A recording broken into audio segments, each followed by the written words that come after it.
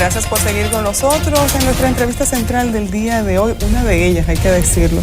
Nos acompaña en el estudio el doctor Pedro Virgilio Balbuena, abogado de la defensa del senador Félix Bautista. Gracias por estar aquí, bien tempranito en la mañana. Señores, a uno le quedan muchas interrogantes respecto a la decisión del magistrado con relación a este caso.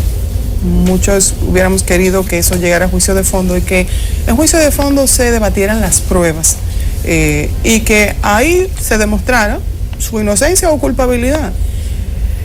La posición de la defensa con relación a esa sentencia del magistrado, imaginamos cuál es, pero me gustaría escucharla de su boca.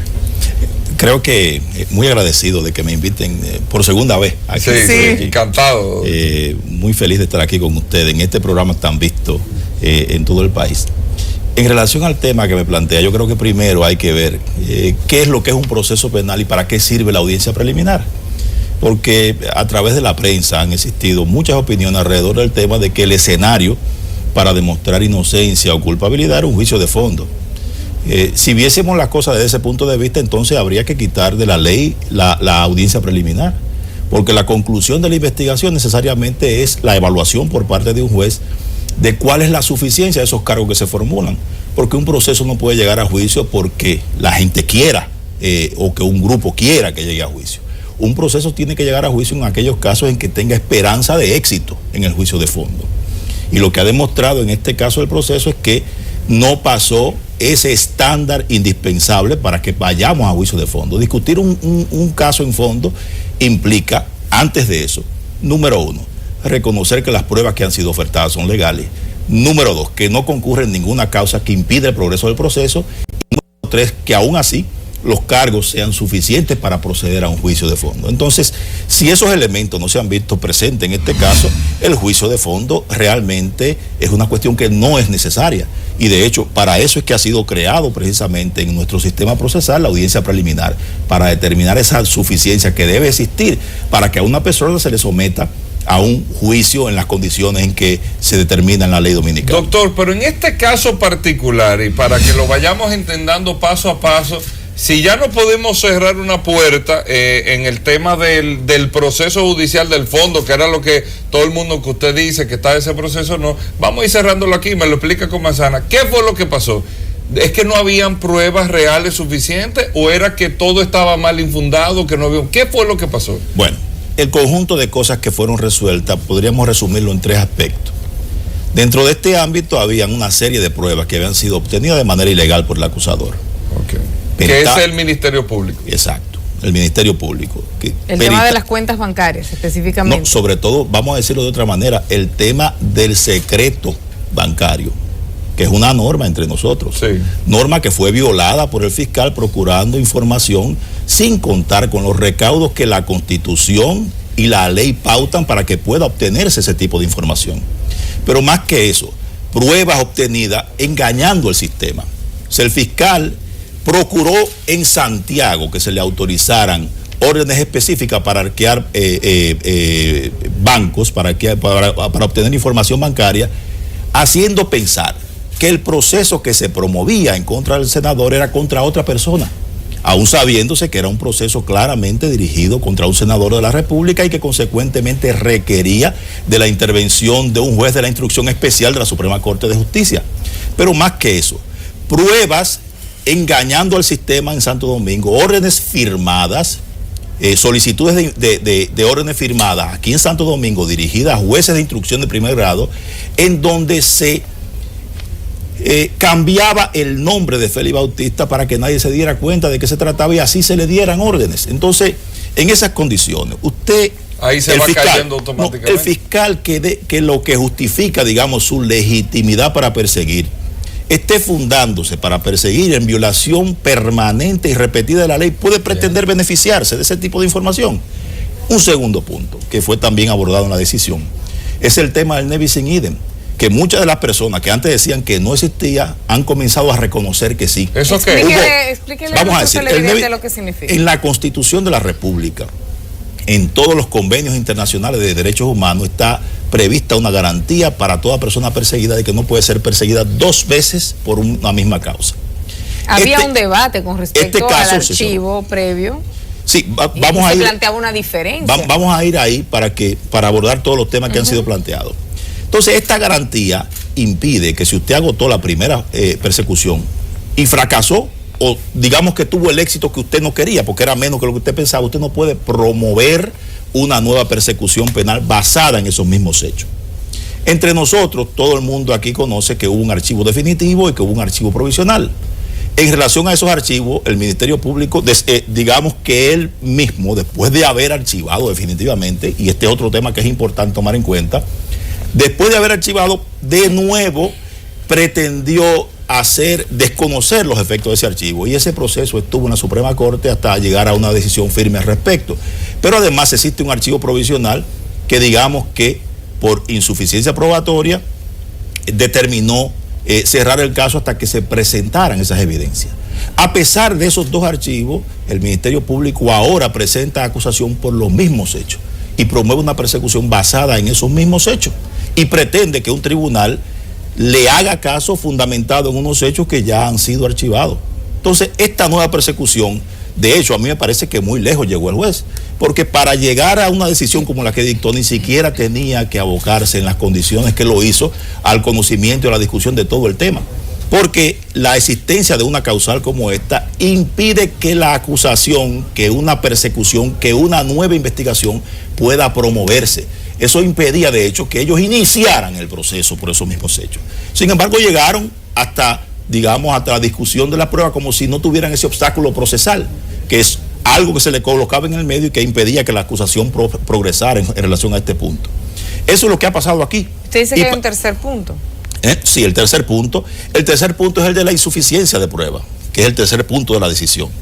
Y fundamentado en el hecho, las acusaciones que se plantean. Una vez se cae lo que ya se supone que sería conocido, quedaría poco como prueba ya. Aparte de eso, no, porque digamos que la regla de la doble persecución impedía la prosecución que avanzara una nueva investigación. Pero aparte de eso, las acusaciones fundamentales son por prevaricación y por lavado. El lavado en República Dominicana, de acuerdo con la ley, supone un delito antecedente, que es una condición necesaria para que exista el lavado. El delito antecedente que imputaron los fiscales es de prevaricación, es de desfalco. Sin embargo, el desfalco es un delito que solamente puede cometerlo un funcionario público que es depositario de fondos. Las auditorías de la Cámara de Cuentas dicen que no hubo desfalco. Entonces, en base a esos elementos que la misma ley 1004 sobre Cámara de Cuentas dice que el informe de la auditoría es indispensable para promover una acción penal, ¿cuál es el fundamento de esta persecución por desfalco sin contar con el aval de la auditoría, que es lo que la misma ley ha establecido como exigencia fundamental para promover una acusación por desfalco? Entonces, ¿cómo se ve? Hay un tema de ilicitud probatoria, hay un tema de doble persecución y hay un tema de insuficiencia que se deriva, digamos, del tipo de infracción que se imputa, que no concurren las condiciones necesarias para que pueda decirse que existe en el presente caso. En esas condiciones, digo yo, ¿cuál es la necesidad de celebrar un juicio de fondo? ¿Para qué vamos a celebrar un juicio de fondo si el estándar no ha sido por ahí va mi pregunta, doctor Balbuena, porque vimos a un imputado en ese momento, el senador Félix Bautista, muy firme en una decisión de querer ir al fondo porque él tenía mucho interés, según manifestó varias veces a la opinión pública, de demostrar su inocencia. ¿Desaconsejó su defensa que se permitiera llegar al fondo? Pero el tema no es que, yo no creo que Félix haya dicho eso. Él habrá dicho que quería someterse al proceso, que es una cuestión distinta. Hablar de juicio de fondo en el lenguaje nuestro, en el lenguaje técnico, implica una etapa del proceso a la que solamente puede llegarse después que la otra tenga éxito. Usted no puede decidir, por ejemplo, una persona lo acusan de un delito, no puede ir a la cárcel y decir, mire, vea, yo cometí un delito, yo quiero que usted ahora simplemente me aplique la pena que dice la ley.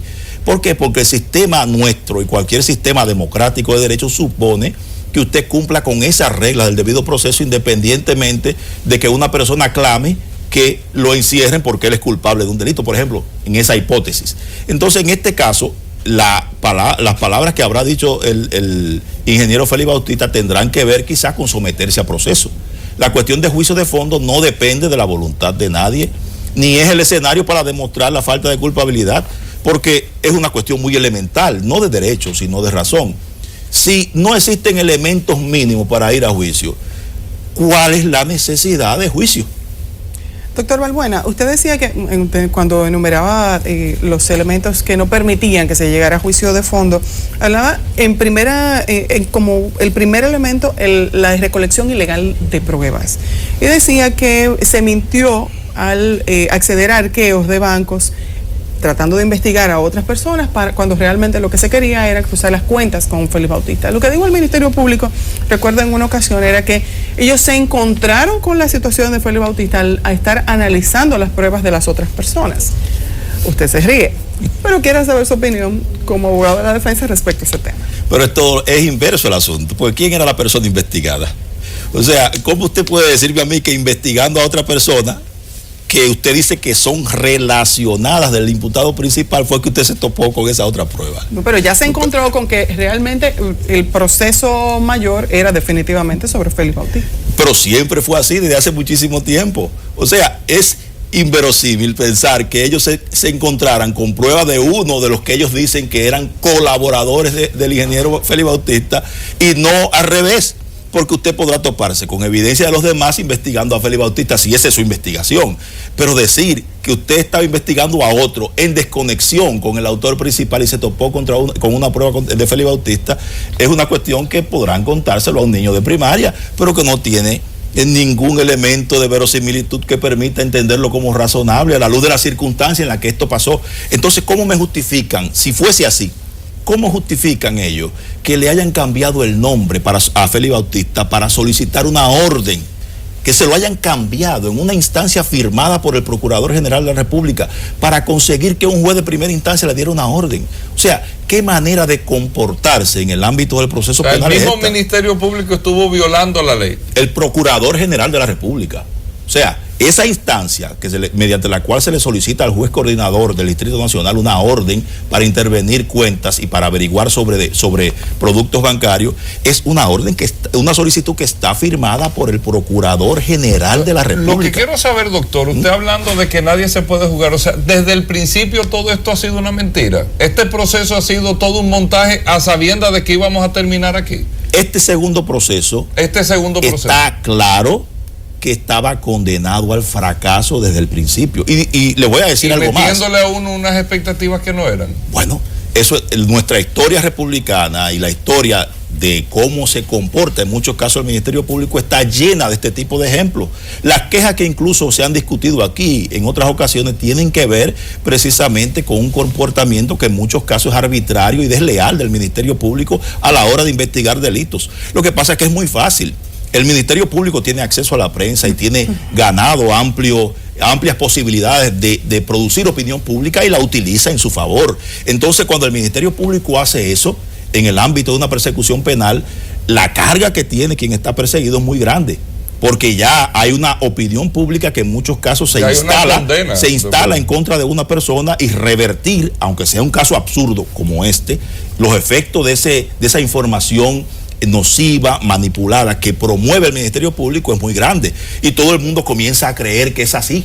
Y resulta que cuando el Ministerio Público le toca ir a un juicio y enfrentarse con un igual del otro lado que sirva de contrapeso a sus pretensiones, entonces se desmoronan sus aspiraciones, como ha ocurrido en el caso de que se trata. Doctor Balbuena, ocurrido ya el fallo del día 27, queda ahora la apelación. El procurador ha anunciado que se va a abocar a ella. ¿Qué puede esperar la población de este proceso? ¿Cómo podría producirse esa apelación? Y ustedes como defensa, ¿qué es lo que están preparando? Dentro del ámbito de lo que establece la norma procesal, los autos de no al lugar, en la medida en que ponen fin al procedimiento, están sometidos tanto a recurso de apelación como a recurso de casación. Y en esas condiciones, al procurador o a los acusadores, en términos genéricos, les toca, digamos, tratar de impugnar en segundo grado para que la Corte vea si la decisión está bien o mal fundada. Pero también a la defensa, y lo hará en su oportunidad, le toca impugnar aquellas cuestiones que dentro del ámbito del proceso no les beneficiaron.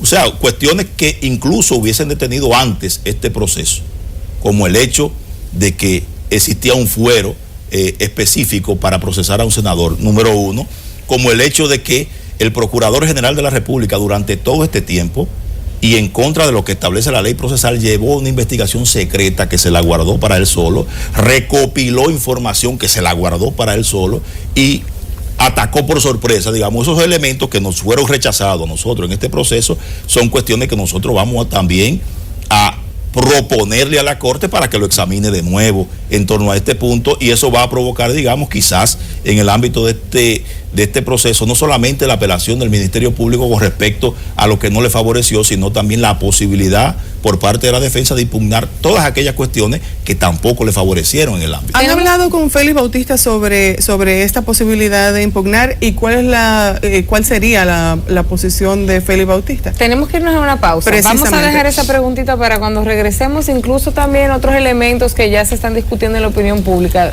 que podrían también incluirse en esta apelación. Venimos de una vez. Muy bien.